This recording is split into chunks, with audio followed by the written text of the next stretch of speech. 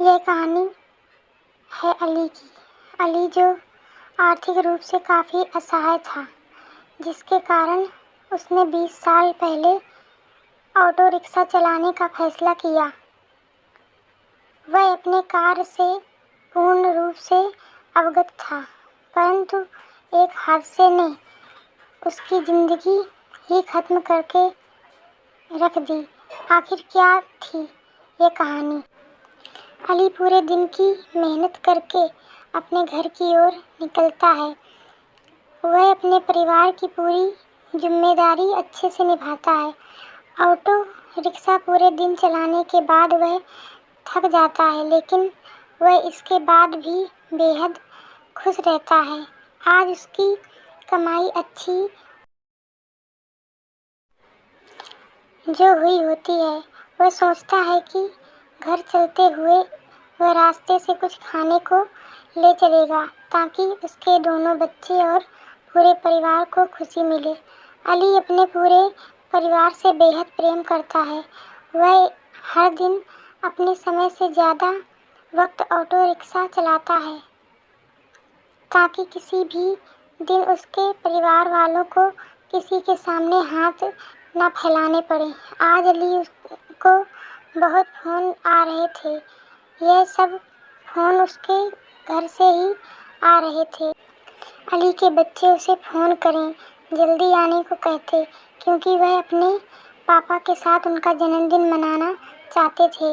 अली के बच्चे अली को लगातार 2 घंटे से फ़ोन कर रहे थे।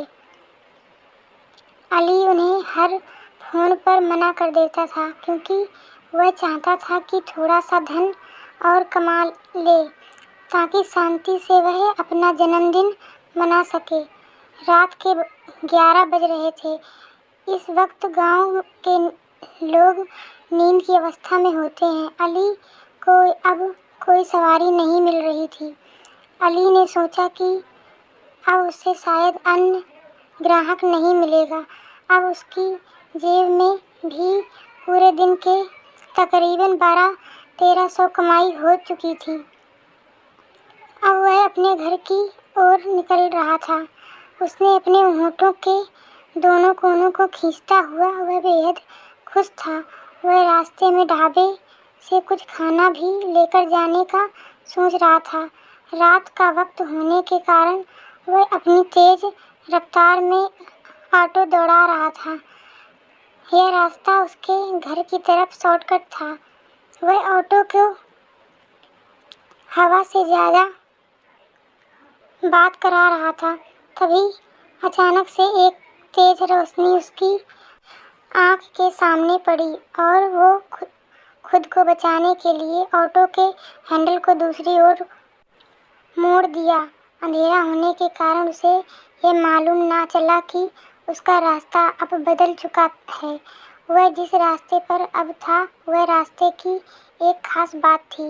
वह ये थी कि इस रास्ते से अली का गहरा संबंध रहा है। 20 साल पहले वह इसी रास्ते से गुजरा था। अली को उस रास्ते में घुसते ही अजीब सी ध्वनि सुनाई देती है। उसे अपना वही सफ़र फिर से याद आने लग जाता है। वह इसी दिन 20 साल पहले आया था। रास्ता बेहद सुनसान था। वह आगे जल्दी बढ़ रहा था। तभी अचानक से उसके ऑटो रिक्शा के सामने एक लड़की आ गई। लड़की की शक्ल देख अली बेहद घबरा गया। अली की आंखें बंद हो गईं। उसने आंखों को रगड़ा और फिर से आगे की ओर देखा, परंतु इस बार वह लड़की नहीं थी। उसी वक्त अली के कंधे पर उसी लड़की का हाथ आता है। वह सर्द हवा में भी पसीने से भीग रहा था। वह लड़की उसे बोलती है, भैया आगे की तरफ चलोगे? अली डरते हुए जवाब में ना कह देता है। वह कहता है कि मुझे अपने घर की ओर जाना है। वह लड़की फिर कहती है, मैं आपको अपने घर तक पहुंचा दूंगी। अली डरते हुए उसे बैठा लेता है। वह अपना फ़ोन निकालकर अपने घर फ़ोन करने की कोशिश करता है, पर उसके फ़ोन में नेटवर्क नहीं आ रहा होता है।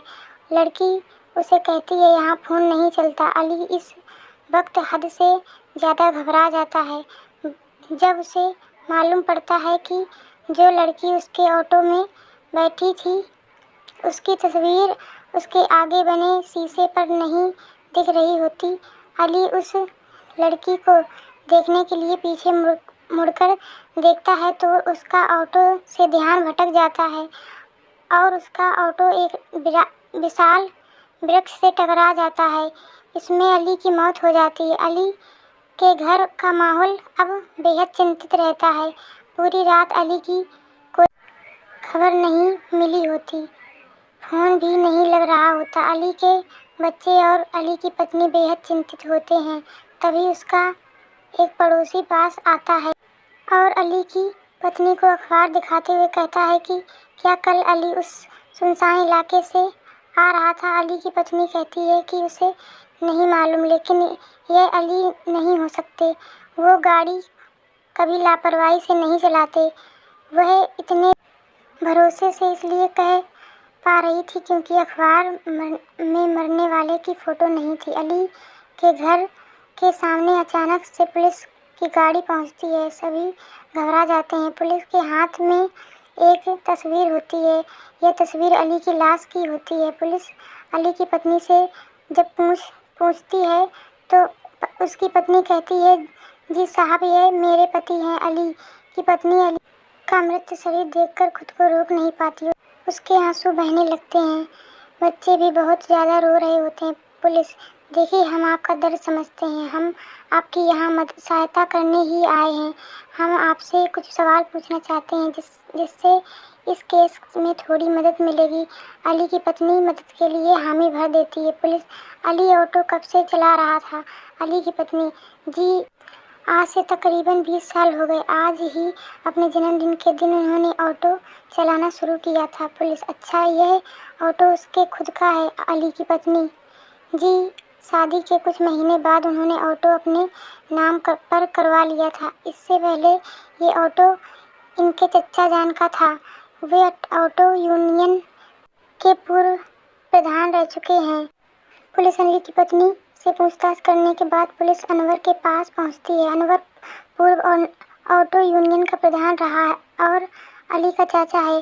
पहले तो वो पुलिस के हर सवाल का जवाब देने को मना करता रहा, लेकिन जब पुलिस वाले उसे सच बताने के लिए मारने लगे तो उसने बताया अली कि अम्मी बचपन में ही गुजर गई थी। अली के अब्बू यानी मेरे भाईजान शराबी थे। उन्हें शराब के अलावा खाने पीने का कोई होश नहीं था। अली के लिए उसके माता पिता सब कुछ थे। एक दिन ज़्यादा शराब के कारण भाईजान की मौत हो गई।